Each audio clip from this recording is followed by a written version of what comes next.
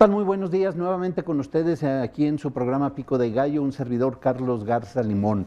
Les mandamos un saludo a Santiago Papasquiaro, a todos los sistemas que nos siguen a través del sistema de televisión por cable en los municipios, al Canal 15, a La Tremenda en Durango y a toda la gente que nos sigue a través de las diferentes redes sociales. Pues ya de plano, ya de lleno en el proceso electoral nacional, bueno, sin duda algunos estados del país, 13 estados, selecciona a gobernador, además de algunas legislaturas locales y obviamente las federales. Y para eso, bueno, pues está con nosotros un cuadro que ya ha estado con ustedes, un cuadro de analistas. En primera instancia está con nosotros Alejandro Flores de la Parra, el Yocondo. Alejandro, gracias. Buenos días. Buenos días, don Carlos. Un honor para mí estar con ustedes. Don Eduardo, don Jesús, un honor como siempre también. Saludos a todos. Muy buenos días en casa. El Yocondo ha estado participando con nosotros ya desde hace bastante tiempo en la página editorial del Órale Qué Chiquito, con diferentes análisis políticos muy interesantes, dando, por supuesto, los diferentes puntos de vista en torno al acontecer local o nacional, según sea el caso. Jesús Nevares Pereda. Jesús, buenos días. Jesús Nevares, bueno, pues una persona que también ha estado con nosotros de hace mucho tiempo, hace muchos años. Cabe decir, y hay que comentarlo, de que él fue el primero que inició los noticieros en el grupo Garza Limón. Ahora un connotado comentarista y articulista en diferentes medios. Y Eduardo Ortega Solano. Eduardo Ortega, buenos días. Mi estimado Carlos, gracias por la invitación. A la orden, como siempre. Eduardo Ortega, pues un hombre siempre elegante. Ahora viene con un clavel en la solapa. Muy bien. Hay que comentar bueno, todas las formas en que usted se arregla de una manera muy adecuada. Oye, Eduardo, mi currículum como analista, Carlos, es lo que debe. Vamos para allá. No, que clavel Eduardo en la Ortega, solapa. Bueno. Eduardo Ortega Solano, una persona también que ha estado colaborando con nosotros en la página editorial El Órale Qué Chiquito, además de ser analista, no solamente con nosotros, sino en diferentes medios. También una persona muy atinada, muy agudo, acucioso en sus análisis. Bien, buenos días a los tres, al público radio escucha, televidente. Primera pregunta que le quiero hacer a Jesús Nevares Hereda. ¿Qué es lo que está pasando en el país? ¿Por qué cuando López Obrador pretende o intenta hacer cambios en la Constitución, hay la alarma que se genera en todos los sectores sociales, políticos, partidos, cuando todos los presidentes han hecho cambios, los famosos cambios estructurales que hizo Peña Nieto, donde nadie dijo nada, nadie protestó, nadie se alarmó, nadie dijo que quería cambiar al país? ¿Qué es lo que pasa? ¿Qué es lo que está pasando en este país en este momento? Hay un momento de transición. La transición que se inicia con la decisión democrática de los ciudadanos en el 2018 con el voto a López Obrador, inicia un cambio de modelo político, económico, jurídico, social, y esto hace que despierte una reacción de quienes están en contra de este cambio de modelo. Es algo que debería de haber sido esperado por todos y me parece que en el gobierno de López Obrador lo tenían previsto. ¿Por qué esa permanente insistencia de la derecha en oponerse a todo lo que decide el presidente y su gobierno? Bueno, porque es la natural reacción de los intereses que están siendo desplazados, que están siendo atentados, esos intereses poderosísimos que hubo durante 70 años.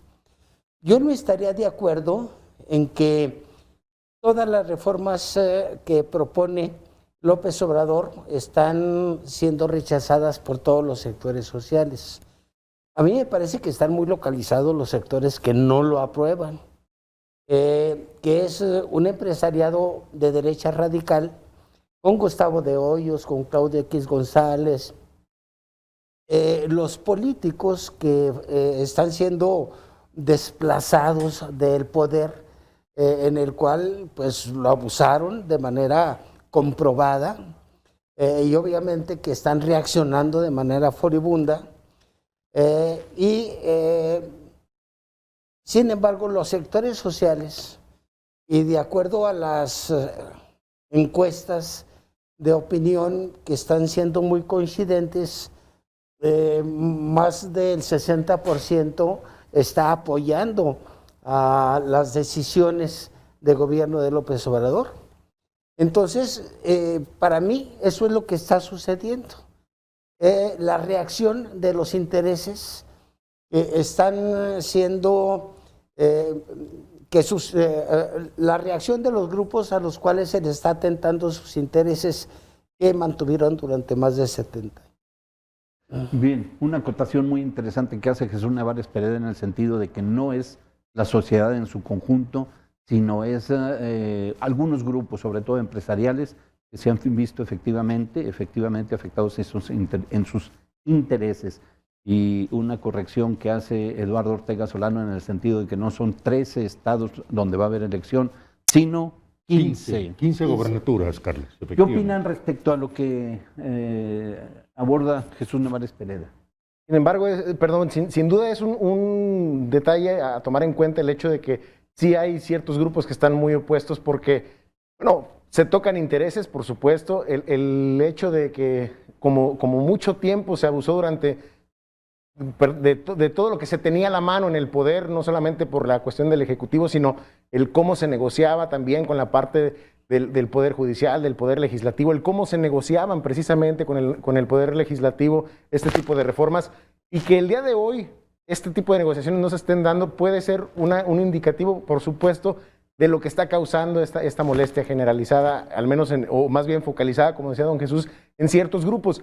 Aquí lo preocupante, me parece, es el cómo se están llevando a cabo de pronto ciertos movimientos que tanto se criticaban. El hecho, por ejemplo, de la cuestión de alargar el periodo del magistrado presidente de la Suprema Corte y de algunos otros integrantes. Creo que eso no nos da tampoco un buen indicio del cómo se puede también, de la otra parte, abusar del poder. Por un lado, en la parte de la ley Bonilla se criticaba la violación a la Constitución por alargar un periodo que ya estaba establecido previo al tomar protesta a quien en ese entonces era el gobernador o acababa de empezar a ser el gobernador de Baja California. Exactamente lo que está pasando con la Suprema Corte. Y entonces se aprovecha ese tipo de movimientos para decir, ya ven, todo lo que se está haciendo está mal, pero ni todo lo que se está haciendo está mal, ni todo está bien. Por supuesto, siempre hay bemoles, hay que estar atento a lo que la vida política del país puede dar. No es posible y no es sano que un mandatario, en este caso Andrés Manuel López Obrador, o quien sea, cualquier presidente, tenga o vuelva a tener todo el poder como lo tuvo durante tantos años el PRI, que fue lo que causó los abusos. Al mismo tiempo está pasando en la Cámara de Diputados y Senadores, se están aprobando cosas que no están bien concertadas también con la ciudadanía, porque la creación del padrón nacional de usuarios de telefonía móvil es otro detalle, por ejemplo, de cómo no se debe de abusar del poder en la Cámara, porque trae muchas consecuencias sociales que tampoco están siendo bien estudiadas. Yo creo que, por un lado, sí, hay cambios estructurales y hay cambios constitucionales que se deben de hacer en materia económica, en materia energética y en muchos otros temas, pero también hay que tener mucho cuidado en cómo se están haciendo las cosas y en cómo el poder del que se abusó durante mucho tiempo también puede ser abusado o bajo el pretexto de la mejora social o de temas que pueden de alguna forma cambiar los paradigmas, que sí, también hay que hacerlo, pero que no deben también llegar y borrar con la mano completa. De manera rápida, ¿dónde radica el abuso que se hace en la integración del padrón de usuarios de telefonía celular? No es solamente un abuso, don Carlos. Creo que por ahí lo tocaba en algún espacio editorial también. El hecho de poner en la mano de los criminales toda la información personal de millones de usuarios de telefonía móvil, creo que es muy peligroso, porque ya ha pasado con el padrón electoral y puede pasar. Las bases de datos son muy fácil de hackear. Siempre los criminales están por encima o más adelante de lo que pueda ser la seguridad, y creo que eso es muy peligroso y sería mejor trabajar en la seguridad penitenciaria. Eduardo Ortega Solano. Mira, a mí me parece que lo que sucedió con Andrés Manuel López Obrador desde su llegada al poder es algo totalmente diferente a lo que habíamos visto, digamos, en el 2000 con Vicente Fox, donde hubo un cambio de partido, ¿verdad? Hubo un cambio de partido efectivamente, pero siguió la misma política social, económica y todo. Prácticamente eso se está viendo con que ahora están juntos, bueno, y sí coinciden en muchos intereses, entonces es correcto. Realmente con el arribo de Andrés Manuel López Obrador hay un cambio de paradigma en la manera de hacer las cosas, y efectivamente yo coincido con Alejandro que no todo es totalmente bueno o todo es totalmente malo, pero sí hay un cambio muy radical que sin duda alguna afecta a los intereses más poderosos y algunos de los intereses más oscuros, y beneficia a otro sector.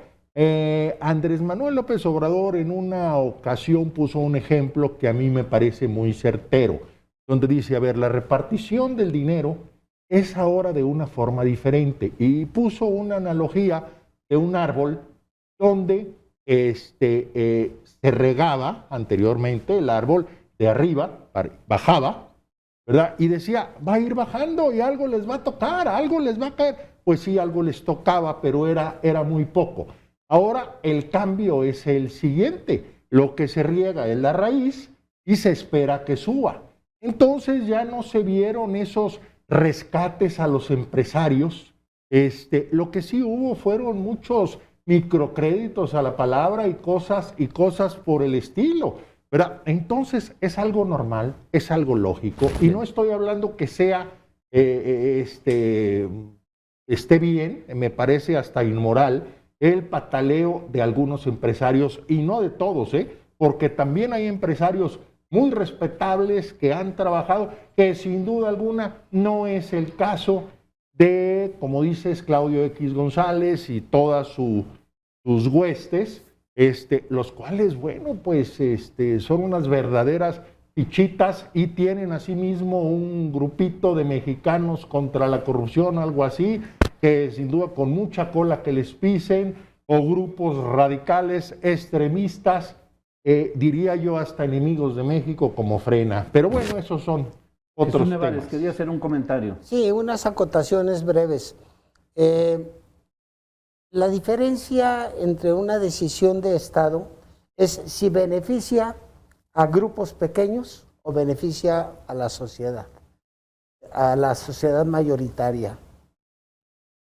Cuando beneficia a la sociedad mayoritaria, se le acusa de estar haciendo lo mismo, las mismas arbitrariedades, y quizá en la forma haya cierta semejanza, pero es muy diferente el que beneficie a sectores de poder nada más, que se convierten en oligarcas, a que sea un gobierno social. En la cuestión de la telefonía, para mí no es válido el que le pongan en bandeja de plata a conocer los detalles de los usuarios. Esto ya hace muchos años está sucediendo, muchísimos años. Desde que entraron las nuevas tecnologías, ¿quién no es molestado en su casa sin haber dado ninguna autorización por tiendas, por encuestas, instituciones de crédito, que te llaman, oiga, que la oferta, que mire, que quién les dio mi teléfono? Es decir, eso ya es de conocimiento público. Entonces, el que se crea que con esto se arriesga los detalles personales, esto ya sucede desde hace mucho tiempo. No, nada más una acotación respecto aquí también. Respecto a eso, no es el puro teléfono, estamos hablando de datos biométricos. Exactamente, donde ya se toma en cuenta el iris del ojo, donde se toma en cuenta la huella digital y cosas totalmente diferentes. Pero también debo yo de comentar en defensa de ello, que eso también hace mucho está en redes sociales y lo damos voluntariamente en el Face, en el Twitter, con esa cuestión de reconocimiento facial y todos los experimentos que se hacen, que me veo joven, que me veo viejo, que todo eso. Tiene nuestros datos, los tienen, ya los entregamos, ¿verdad? Pero sí me parece discutible que el gobierno haga un nuevo padrón, porque ya se ha filtrado. Veamos lo del RENAVE, veamos algunas cuestiones. Y además ahora la tecnología no solamente, o sea, sería concentrar toda esta información, facilitar el trabajo para llegar en un momento dado a hacer un cibercrimen, y teniendo en cuenta y siendo un poquito más responsables en cómo se puede utilizar esta información ligada a la información bancaria.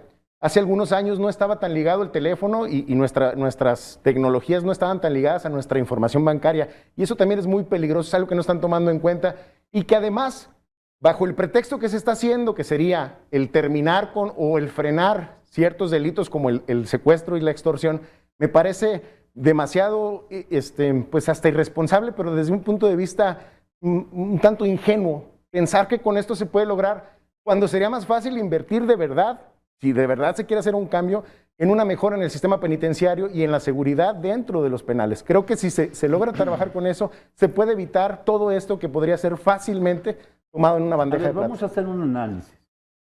Jesús Nevares argumenta de que no es una acción irresponsable, no es una acción aislada o no es una acción condenable cuando se hacen reformas que benefician a la mayoría de la gente en un alto porcentaje, aunque obviamente perjudica en este caso pues, a los grandes empresarios. La vez anterior que estuvimos, creo nosotros tres igual, usted comentó que quería que analizáramos la cuestión del manejo y la iniciativa de modificación de las energías limpias o energías verdes.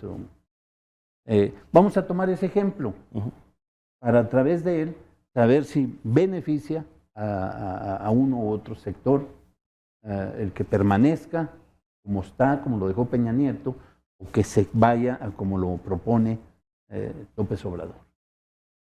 Tiene la palabra. Perfecto. Usted quería comentar eso. En ese caso, me parece que el cerrar la puerta tanto de un lado o al otro sería totalmente pues darnos un disparo en el pie. El hecho de la tendencia mundial que al final de cuentas va a determinar también la política pública mexicana hacia el interior, porque estamos inmersos en una globalización que, aunque nos queramos separar, no podríamos hacerlo, en materia económica sobre todo.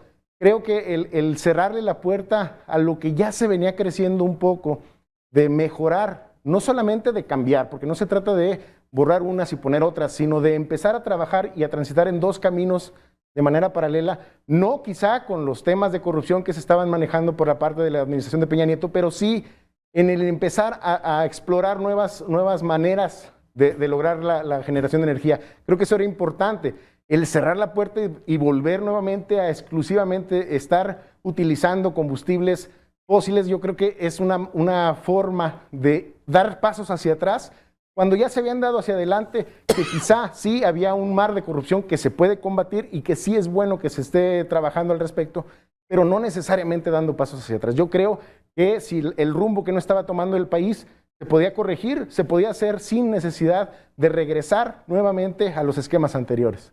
Bien. A ver, yo considero que aquí hay una retórica que se ha manejado fuerte al decir es que Andrés Manuel López Obrador está en contra de las energías limpias. Eso me parece una verdadera falacia y es algo que se está manejando más que por ignorancia, por mala intención.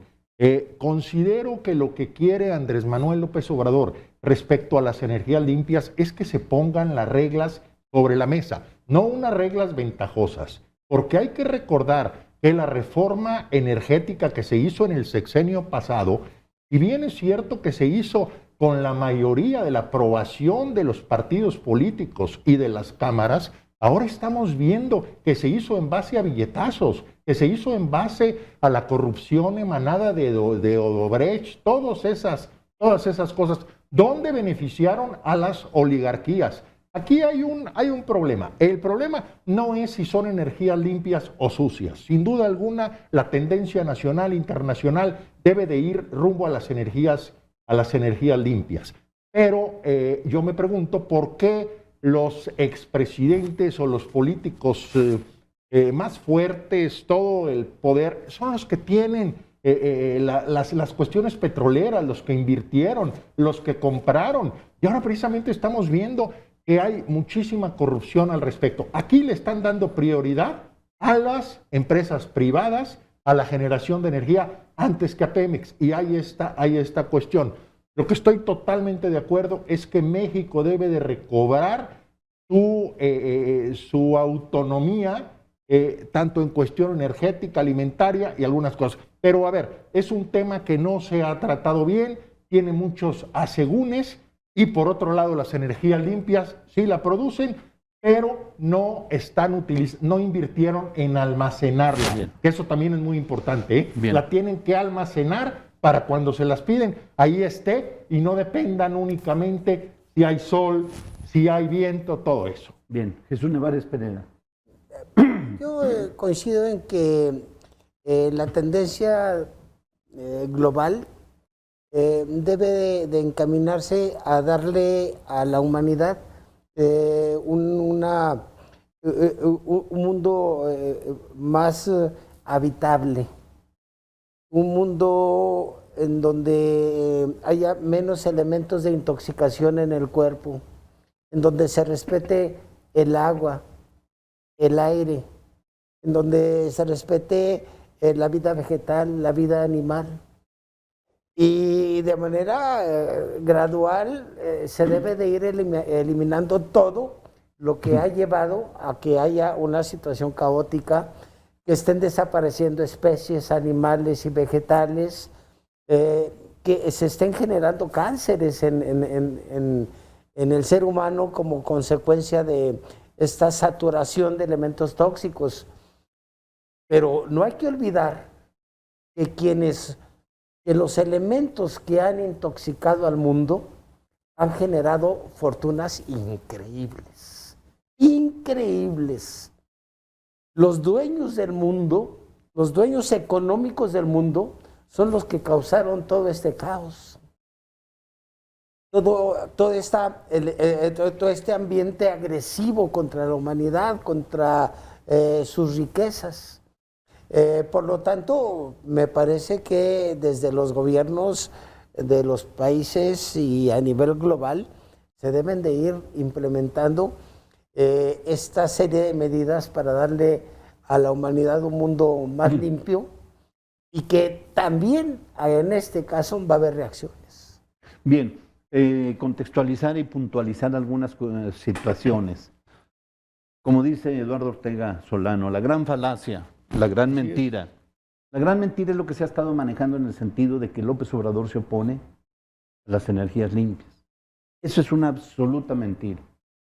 Nunca ha dicho López Obrador de que esté mal la utilización de las energías eólicas e hidráulicas. Sí. Nunca lo ha dicho. Eso es mentira. Han estado manejando perversamente esa afirmación para desviar la situación. Primer punto. Segundo, lo que se opone López Obrador es a los contratos ventajosos que se llevaron a cabo con la anterior administración a partir de que se modificó, es más, desde antes se modificó la ley. Pero desde antes ya venía esta situación. ¿Dónde radican los contratos ventajosos? ¿Qué quiere decir esto? Y esto hay que tenerlo en cuenta bastante, hay que tenerlo bastante claro, porque es importante, es fundamental que el público radioescucha televidente lo conozca a cabalidad para dejar esa mentira que se ha estado manejando. Los contratos ventajosos, a todos los empresarios que están manejando la producción de energía privada, energías limpias, como le llaman, se les dio de entrada un apoyo económico y en terreno. Se les dio un apoyo importante, se les dieron todas las facilidades. Eso es lo de menos. Pero bueno, es un hecho. Se le apoyó ahí. Se llegó a los, fíjense, esto es por eso habla López Obrador que es importante recobrar la soberanía energética. Hay que recobrar la soberanía energética. Entonces, ¿qué implica esto? De que ahorita la producción de energía la tienen los privados. ¿Por qué la tienen los privados?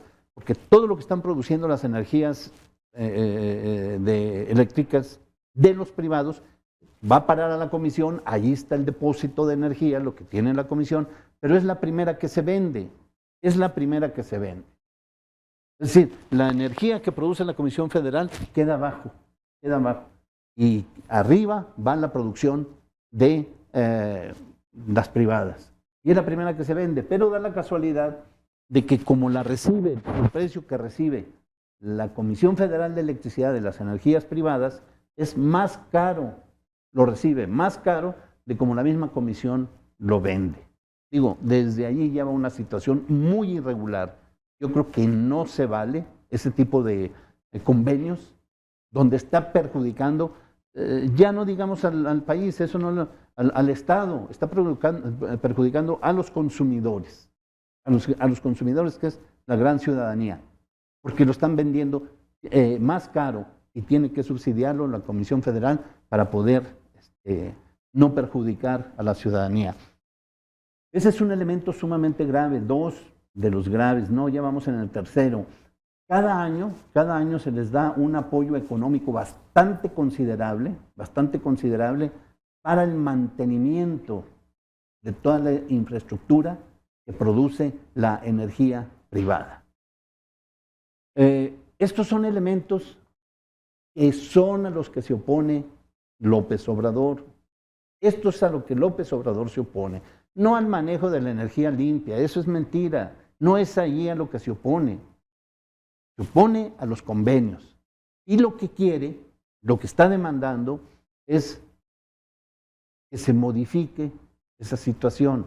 No es posible que perder la soberanía energética, no es posible que se esté manejando el país de esa manera, dependiendo de unos elementos o empresarios, productores de energía, donde están tratando, le dan un trato empresarial, independientemente de la situación económica de la ciudadanía. Ellos no ven por la ciudadanía.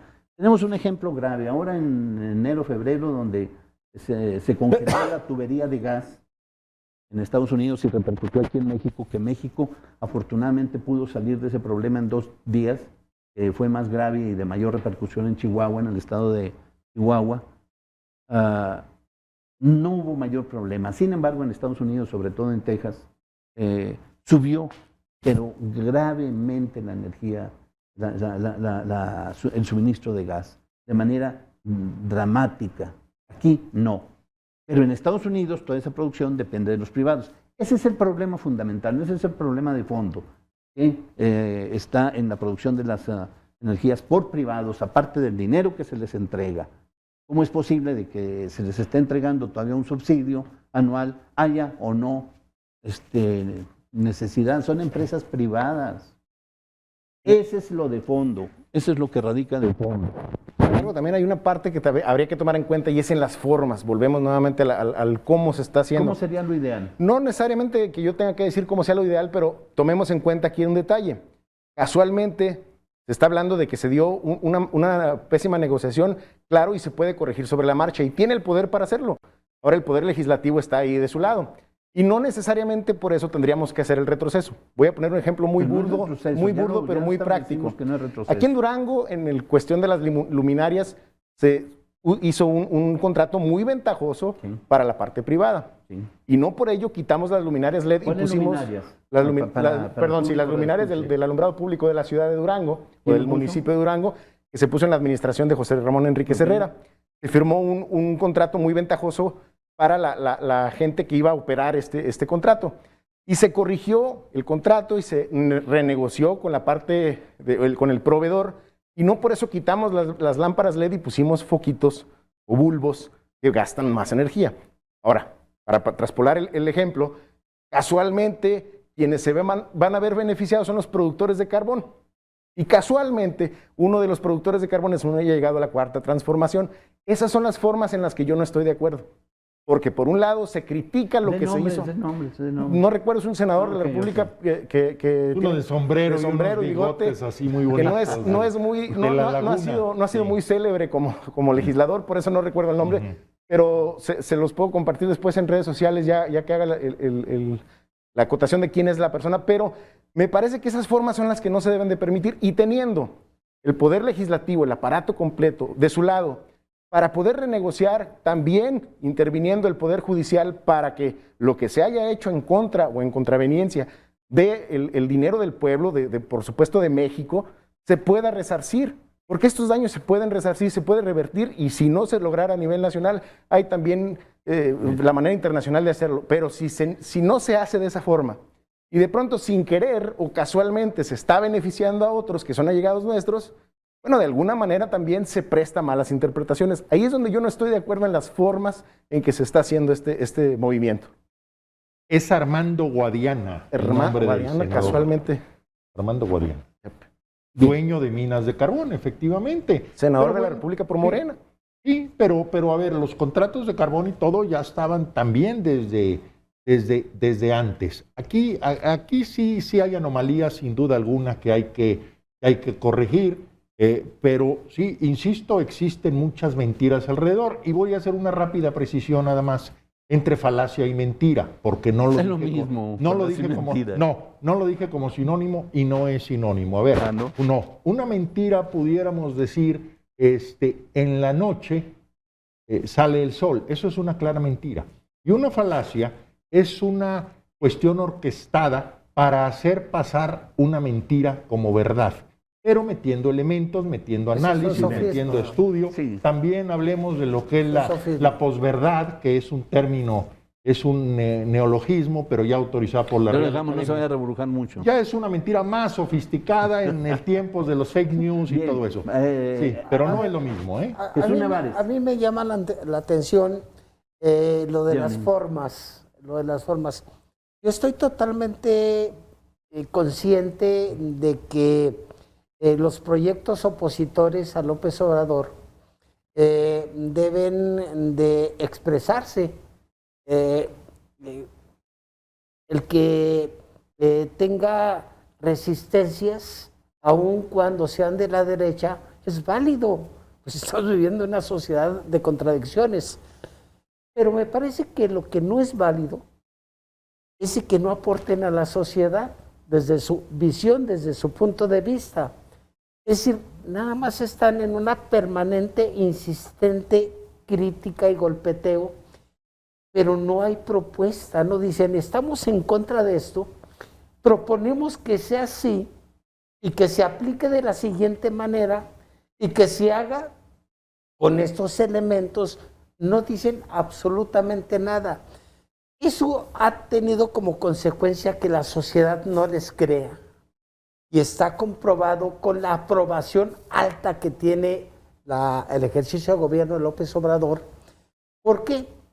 Bueno, con los fideicomisos se dijo que iban a desaparecer todo tipo de apoyos en 10,000 instituciones y que se iba. No fue cierto. Cuando se revisan los contratos de la industria farmacéutica, de la venta y compra de medicinas, se va a encarecer esto, es una situación verdaderamente criminal, se van a morir la gente en los hospitales. No fue cierto. Es decir, caen en una permanente crítica, en juicios a priori que no van a existir, que no existen, y eso ha caído mucho en la credibilidad de la derecha, y ahí están las consecuencias. La gente no cree en ellos porque ni presentan opciones, ni presentan alternativas, ni presentan formas, y se quedan simplemente en una crítica por la crítica misma. Bien, vamos de manera inmediata una señal de identificación. Regresamos con ustedes en un momento.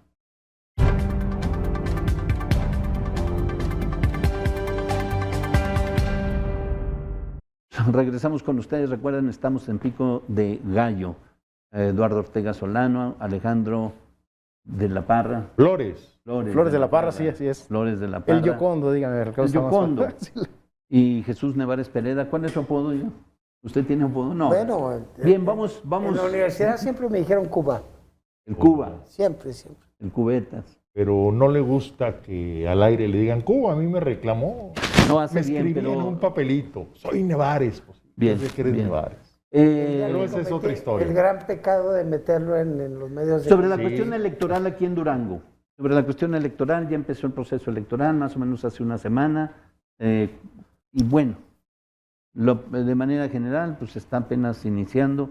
Sin embargo, ya hay elementos que se pueden vertir en el sentido de cómo ven ustedes el proceso, el arranque electoral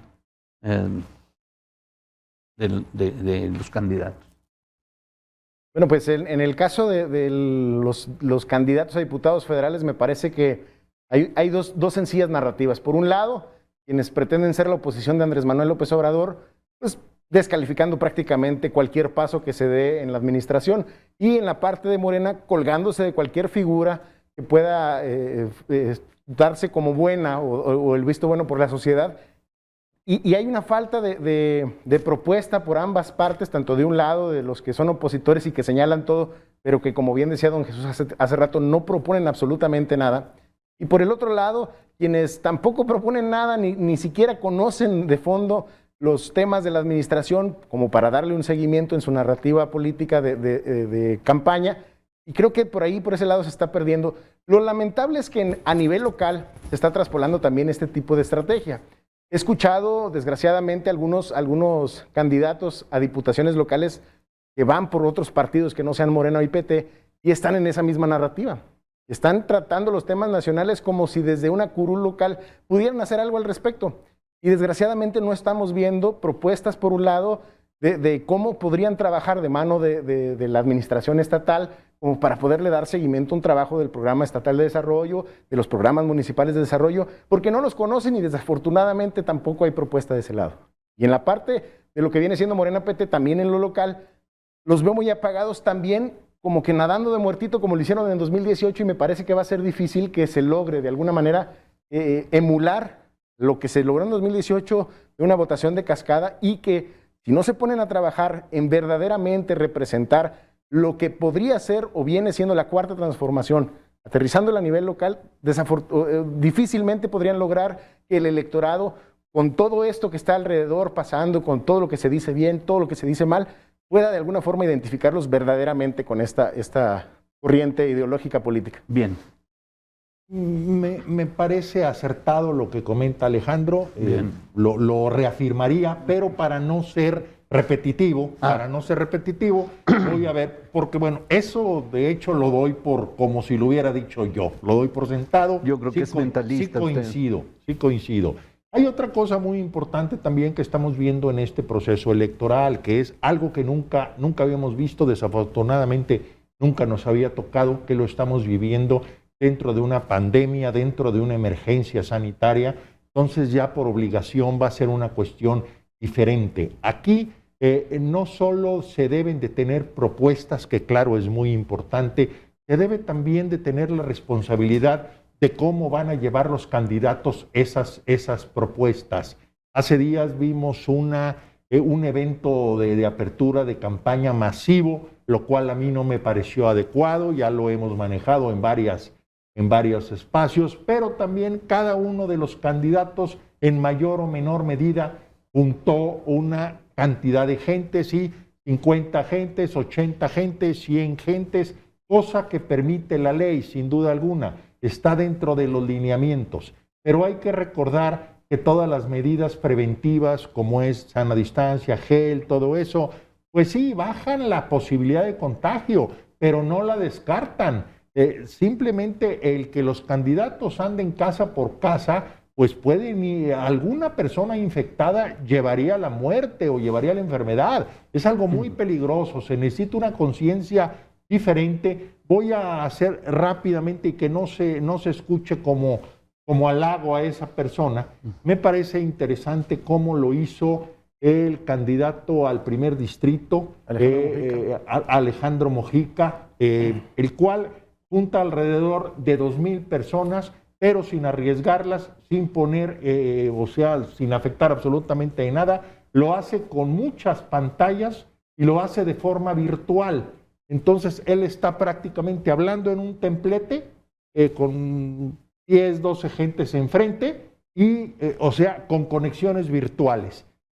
No digo que, bueno, lo hizo bien, pero me parece que no es la única manera. Todos los demás candidatos deben de empezar a utilizar esas estrategias, a emular y ver Bien. que estamos en una pandemia y pues no aprovecharse de la gente que está esperando una dádiva, alguna cuestión o lo que sea, ¿no? Es una cosa también que hay que tomar en cuenta. A mí me tiene muy sorprendido este proceso electoral, porque me estoy dando cuenta que los candidatos de cualquier partido político no saben a dónde van, no saben que van a legislar. Y entonces no proponen agenda legislativa, no proponen ni reformas a la Constitución, ni enmiendas, o sea, no proponen ir a hacer lo que se hace en el Poder Legislativo. En su defecto, caen en una situación verdaderamente grotesca. Proponen la solución de todo, cuando a los diputados no les corresponde eso. He visto trípticos que proponen solución a la salud, al salario, a la economía familiar, a los problemas del campo, a todo. Y finalmente por ahí hay un meme en donde un candidato está en un mitin y dice, les propongo todo. Así están los candidatos, proponiendo todo. Pero, ¿qué les pasa? Es decir, una absoluta ignorancia de a dónde van y qué es lo que deben de hacer. La otra situación que me parece, que los partidos no han generado cuadros. Es decir, veo con tristeza cómo hay partidos que están proponiendo a gentes que han andado de la seca a la meca en todo tipo de representaciones de gobierno, desde regidurías, senadores, diputados, esto, lo otro, pero tienen décadas inmersos en ese espacio del poder político. Y no han hecho nada. Y ahora lo siguen proponiendo. Y lamentablemente no se han dado cuenta que ahorita lo que se debe de voltear es a la sociedad civil para empoderarla. Y es la que está haciendo a un lado. Vi por ahí algo de un joven, no sé exactamente quién es, me parece que lo propone el PT o Morena, uno de los pocos jóvenes, creo que al 5º distrito, que está utilizando un lenguaje diferente. Pero me da tristeza que el Poder Legislativo vaya a caer en gente que no sabe ni siquiera qué es eso. Lamentable, muy lamentable. Claro. Hay un tema de importancia que vale la pena analizarlo. Está pidiendo sobre todo algunas personas, el presidente de la República está pidiendo el voto, no de manera directa, sin embargo, habla de la necesidad de conservar la mayoría en el Congreso. Sí. Y es importante si es que quiere generar modificaciones constitucionales. Conservar la mayoría en el Congreso y en la Cámara de Senadores, o sea, en ambas cámaras. ¿Es correcto esto o no? ¿Y para qué es? A ver, bueno, mira, ¿para qué es la pretensión? A ver, esto no es algo nuevo. El presidente en su campaña dejó de pedir prácticamente desde el inicio el voto para él y dijo, necesito el voto para los legisladores para poder hacer las reformas que el país necesita. Y así se dio. Existe una mayoría tanto en la Cámara Alta como en la Cámara Baja. A mí me parece que precisamente en estas elecciones eso es lo que se va a decidir. ¿Sí? Si se continúa con el proyecto de la 4T o se frena, no echarlo atrás, lo cual sería muy complicado, muy difícil. Ya mismo dijo Andrés Manuel López Obrador que no va a permitir que se eliminen algunas cuestiones como los programas sociales, los cuales ahora son constitucionales, y sus obras las que llaman sus obras monumentales, como es el Tren Maya y todo eso. Pero es lo que va a decidir precisamente la población, y me parece que no pudiera existir una respuesta como un sí o un no. Es cierto que la democracia necesita contrapesos, sin duda alguna es una realidad, pero también es cierto que si Andrés Manuel López Obrador pierde la mayoría, la oposición no va a buscar contrapesos, va a buscar reventar la cuarta transformación, independientemente si le va bien a México o le va mal, ¿verdad? Entonces no se puede analizar de una manera, decir exclusivamente sí o no, como cada una de las propuestas, como cada uno de los temas, no se puede decir siempre todo lo está haciendo bien o todo lo está haciendo mal. Me parece que es el mismo caso, y decir conviene o no conviene, pues sin duda alguna no podría, decir sí o decir no es una opinión desacertada. Bien, Jesús Nevares Pereda. A mí me parece que no es decir si deba o no deba de tener la mayoría calificada en el Congreso, sino para qué la quiere. Porque durante décadas y décadas, el Partido Revolucionario Institucional tuvo la mayoría absoluta en las cámaras, en el Congreso. ¿Para qué quiso la mayoría? Bueno, servía de soporte, de apoyo para los grandes intereses económicos. Ahí se legislaba para dar posibilidades de impunidad, de corrupción, de los contratos leoninos, de la entrega de la riqueza nacional a la iniciativa. Para eso servía la gran mayoría. A mí me parece que debe de tener el proyecto social la mayoría en el Congreso para que sus decisiones sirvan a la sociedad en su conjunto sin agredir, sin perseguir, sin quitarle derechos también a la iniciativa. Oye, Nevares, privada. Pero no puedes negar el valor histórico del Revolucionario Institucional, que sin duda alguna, a ver, fue un partido que se corrompió, sí, y por eso perdió, pero también es inconcebible, no se puede narrar la historia de México sin el Revolucionario Institucional, sin todas las instituciones que se crearon en su momento y sin muchísimas, y con muchísimas cosas buenas que se hicieron, la educación y muchas cosas. Es cierto que también hicieron tropelías, claro que las hicieron, pero te estoy diciendo, no me podrás decir que ahora Andrés Manuel López Obrador está haciendo todo perfectamente bien. No, también Andrés Manuel está cometiendo errores, está cometiendo excesos, y no es algo de, es blanco o es negro, no es posible. Permíteme. No puedes tener esa... Digo, por respeto al público, te interrumpo. No, pero creo que no estábamos hablando no es de historia lo que dijiste. Es que como el PRI hacía eso para las tropelías. Claro que hicieron tropelías, por eso se perdió.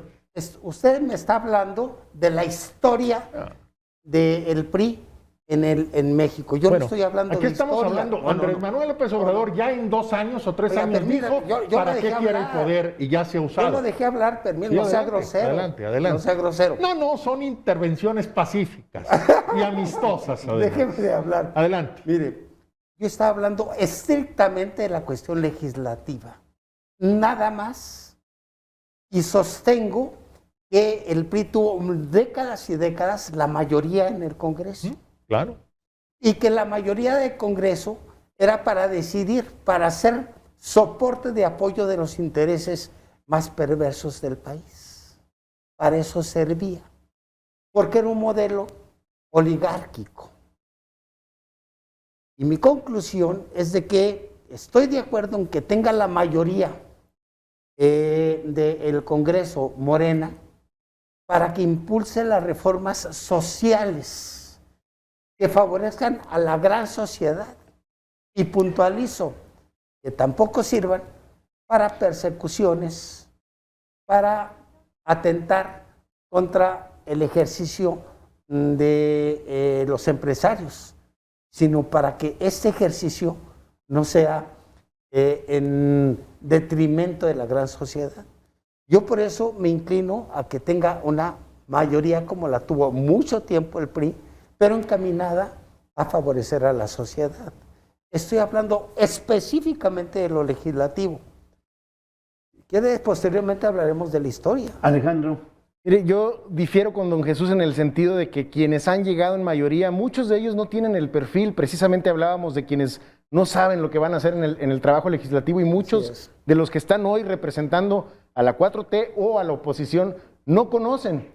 Yo me inclinaría más por una pluralidad que permita transitar a todo el país con una diversidad de ideas. Pero me gustaría que los partidos, cosa que no está sucediendo, hubieran propuesto perfiles que verdaderamente representen a la sociedad y no a los partidos. ¿Qué quiero decir con esto? Que por un lado tenemos a quienes representarán a lo mejor en el Congreso, si así lo decide la gente, a la 4T, pero que no cumplen ni con el conocimiento del proyecto de nación que tiene el propio presidente, ni con proyectos propios que puedan de alguna forma representar lo que los ciudadanos que van a representar en el Congreso quisieran para ellos y para nuestro país, para sus comunidades y demás. Y por el otro lado, en la oposición también, si nos fuéramos todos por solamente la alianza Va por México, me parece que tampoco está bien entendida qué es una oposición y cómo manejarla, porque oponerse a todo tampoco nos va a ayudar a nada y serían 3 años más de estar en dimes y diretes, en que no avanzaría el país y que no lograríamos absolutamente nada. Yo creo que la pluralidad y darle espacios y evaluar como ciudadanos a los personajes y no a los partidos nos ayudará más para tener presencia en el Congreso, en la Cámara Baja. Bien, 1 minuto para cada uno, se nos concluyó el tiempo ya solamente para que se despidan, no creo que les dé para más. Conclusiones en 1 minuto.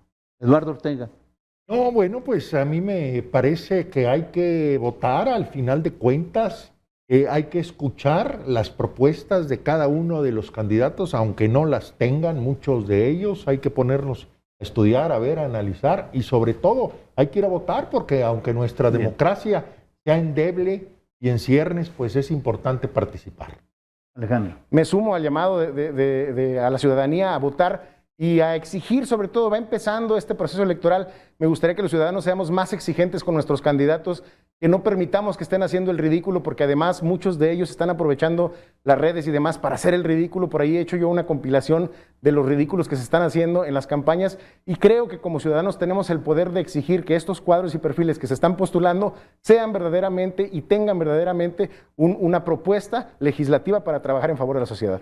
Es un Neval. Lo siguiente, muy rápido, que revisen su discurso los candidatos de todos los partidos políticos, que lo revisen por favor y le ofrezcan a la ciudadanía algo creíble. 2, que la Secretaría de Salud haga un exhorto a candidatos y partidos políticos para que todos los eventos que realicen sean protegiendo a la salud de la ciudadanía. Y 3, que la autoridad electoral garantice la equidad, la transparencia y la honestidad. Bien. Germán Linden manda un saludo. El maestro Alberto de la Rosa manda a saludar. Ciudadanos, de manera general. De manera general hay varias personas. Carlos Salinas, mi tocayo, hace también sus comentarios. ¿De Gortari? No, el ingeniero Carlos Salinas García. García. Saludo a todos ellos, por cierto. También su comentario. Hay varios ciudadanos, algunos a lo mejor usan nombres que no, señalando que pues es lamentable que con anterioridad no había protestas cuando hacían modificaciones a la legislación. Y ahora pues sí se desgarran las vestiduras. De manera general hay otros que se oponen, son más los que opinan a favor de los cambios. ¿Lo dice quién? Carlos Garza Limón. Ah, bueno. ¿No? ¿Usted sabe que lo estoy diciendo yo? No. No yo al compañero que dijo hace rato. Sí. Entonces. No, sí lo escucho. No seas no genera imágenes que no son. Bien, pues agradecemos al público Radio Escucha Televidente que nos acompañó en este espacio de Pico de Gallo. En 1 hora todos ustedes podrán recrear este espacio en YouTube digitando Mesa de Debate Pico de Gallo. Les agradecemos que nos hayan acompañado. Les agradezco Un honor, don Carlos. la participación. Gracias. Y nos vemos la próxima semana. Un servidor, Carlos Garza Limón.